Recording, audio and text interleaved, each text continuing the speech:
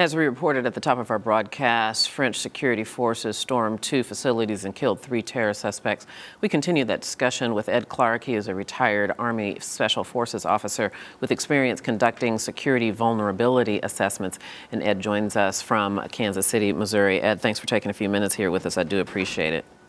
Oh, it's my pleasure. Thanks for having us on. It's been heartbreaking and really horrific to report this story, and I know just a tragedy for our French allies. How vulnerable is the West to these extremist attacks?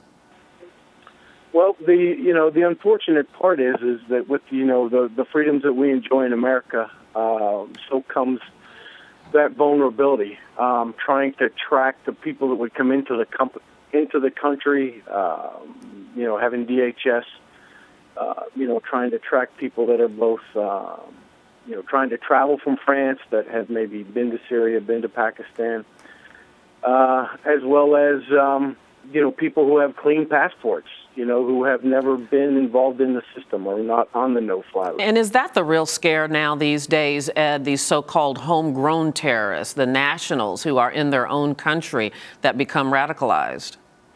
Well, I think, we've seen in the past some of the limited success from people who were radicalized over the internet who have, little if no training.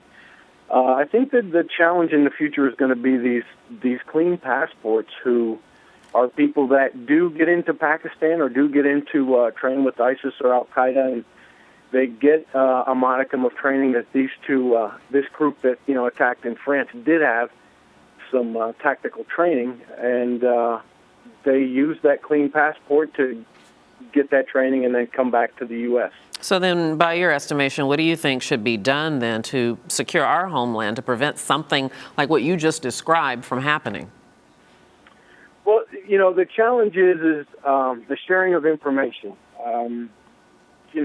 We're talking about whether these threats may come from an Arabic country, of course, to where we have different letters, different languages, North Korea, Iran, all these places. The translation of names is very difficult when we talk about matching people to these lists. And there's other technical issues as far as, determining who's on the list. People can apply to have their name taken off the list.